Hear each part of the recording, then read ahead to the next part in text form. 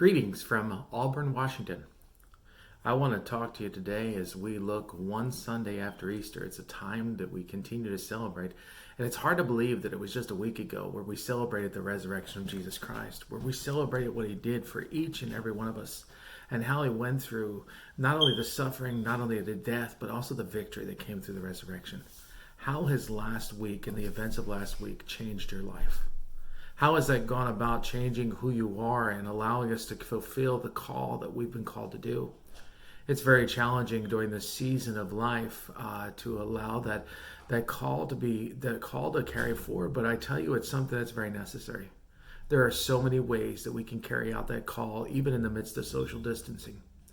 And you see, the first natural instinct is to go back into the shell, to go back into who we were before, and to not stop and think, well, we're called to go out and spread the good news of Jesus Christ. The disciples were called to go out and through the miraculous signs that they were seeing, to be able to show that Jesus Christ is the Son of God. But what did the disciples do? Well, in the Gospel of John, in John chapter 21, the first thing that it says, after Jesus had appeared not only to Mary Magdalene, not only appeared to the disciples, and not only appeared to Thomas, who wasn't present when the disciples saw the resurrected Christ, and Thomas was able to place his hands in Jesus' hands and in his side to see that Jesus was who he says he was. Well, they didn't go out and start going and telling the things and believing to lift up his name. What they did is they went fishing. Many of them returned to who they were. They returned to their normal lifestyle. They returned to what they had done. And at first glance, it seems like something very terrible, something very horrible, that they didn't go out and start preaching right away, but they weren't prepared yet. But in the midst of this, what we do see about Jesus Christ is that Jesus Christ doesn't always wait just in the temple for us to come. Jesus Christ meets us where we're at. You see, with the virus that we've gone through and the risks and the opportunity that we have to be able to be on lockdown and quarantine in many areas, is we begin to see that Jesus Christ is going to use us in our own environment. For many of these disciples, their own environment was fishing. And they enjoyed fishing. They were fishermen when they were first called over 3 years earlier into the ministry with Jesus Christ. And after they had been appeared, Jesus had appeared to the disciples, they decided that they were going to go to the Sea of Tiberia. It happened this way. Simon Peter, Thomas, Nathaniel, and James and John, the sons of Zebedee, and 2 other disciples were all together and they were fishing. And Peter looks at them and says, I'm going to go fishing. And they said, well, we'll go with you. So they went out and got into the boat, but that night they caught nothing. When they tried to do it all on their own, they caught nothing. How often do we try and do things on our own and we seem to fail, or it doesn't go according to plan, or things are not as productive as we had hoped for? And then early in the morning, as they were coming there, their first encounter many of them had with Jesus Christ, specifically that of James and John, the sons of Zebedee. We also see that with Simon Peter and Andrew. Early in the morning, they had an encounter once again with Jesus, the resurrected Jesus Christ, who stood on the shore, but the disciples didn't realize that it was Jesus at first. They weren't expecting to see Jesus. They weren't expecting to see him because it wasn't in a church setting. But Jesus Christ doesn't live just in the church. Jesus Christ is called to go with us into the world, to go wherever we go, to make disciples for him. And Jesus Christ wanted to teach them this example. And so what did he do? He called out to them, friends, haven't you caught any fish? Just like he had done earlier. Just like he had done earlier in their relationship. And they said no. He said, throw your net on the right side of the boat and you will find some. When they did, they weren't able to haul the net in because of the large number of fish. You see, when we put our trust in Jesus Christ, in Christ alone, God will provide and bless us. Now, the blessings don't always come in the ways we expect them. They don't always come in the timetable that we expect them. They had been fishing all night and had caught nothing. But when the time was right, when the time was perfect, God provided a miracle. Not just a small miracle, but a big miracle. Maybe you're sitting there today waiting for God to perform a miracle. But maybe you're just in that nighttime. Maybe you just have to continue to keep your faith and your trust in trusting who God is and knowing that He will provide the way. Then the disciple whom Jesus loved, John, said to Peter, "It is the Lord." As soon as Simon Peter heard him say this, "It is the Lord," he wrapped his outer garment around him, for he had taken it off, and jumped into the water.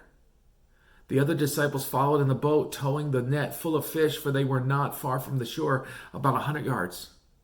When they landed, they saw a fire of burning coals there with fish on it and some bread. We must recognize that Jesus Christ is our Jehovah Jireh. Jesus Christ is the one, the Lord, that will provide for each and every one of us. He provides in ways that we may understand or ways we don't expect. He may provide in ways that are even different from our plan. And you see, He had already provided a meal for His disciples, to sit down and to interact with them, to sit down and to relate to them. But He didn't relate just in the synagogue.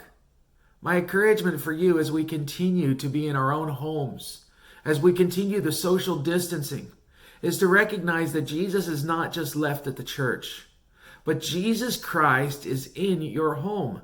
Jesus Christ is in your life because we are called as believers, as disciples ourselves, to take Jesus Christ with us wherever we go. It's not just there for the church, but it's also there for when we are doing tasks of fun, doing tasks of enjoyment, like that of fishing, or doing things of work. Jesus said to them, "Bring some of the fish you have just caught." Simon Peter climbed aboard and dragged the net ashore. It was full of large fish, 153. Now, why is it the number 153? I personally believe that the number 153 is there to show the facts of this miracle, to make it clear that it was a large number, that it wasn't just an incidental or accidental catching of fish, but that it was an intentional catching of fish. But it was so full. But even though it was so full, the nets didn't tear.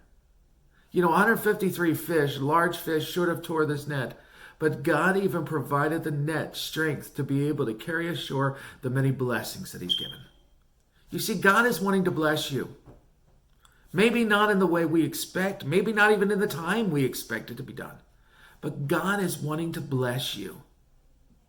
And we have to recognize that those blessings are going to surpass anything else we could either fathom or imagine. Jesus said to them, "Come and have breakfast." None of the disciples dared to ask Him who they were, for they knew it was the Lord. You see, Jesus Christ lives amongst us. Jesus Christ lives in our heart. As I teach my young children, Jesus Christ is here and a part of our lives. The devil may have thought he won the battle when he closed the church doors, but I tell you, God opened the church in everyone's home of believers. God planted numerous churches of people who are having church in their own homes, in their own areas, being fed by numerous people, whether it be through different forms of social media. So Jesus came, took the bread and gave it to them, and did the same with the fish. This now is the third time Jesus appeared to His disciples after He was raised from the dead. My friends, this week, as we look the first week after Easter, let us not go through Easter hangover.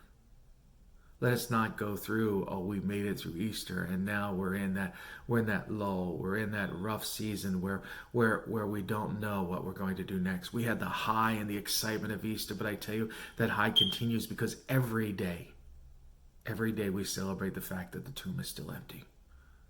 We celebrate the fact that God is not confined just to a church building, but that God is defined by where we go. Let it be seen in your life this day. Let it be seen in the way you live. Let it be seen in the way you talk. Let it be seen in the way you interact, with that interaction being that on Facebook, whether that interaction be that on Twitter, whether that interaction be over the phone, or whatever the case may be. Whether it be through email or just even a simple letter put in the mail. Let your love of Jesus Christ be seen to others. Let's go forward living in victory, not allowing ourselves to be defeated just 1 week after Easter. Let's go fishing. Who wants to come? But this time, instead of fishing for fish, Let's fish for men. Let's fish for ladies. Let's fish for kids. And let's go forward making disciples, making our lives be a reflection of the love of Jesus Christ. May God be with you as you go fishing this week. May God be with you as we continue to see his presence both in the church and outside of the church. Until next time, God bless you. Thanks for watching. Go spread the good news.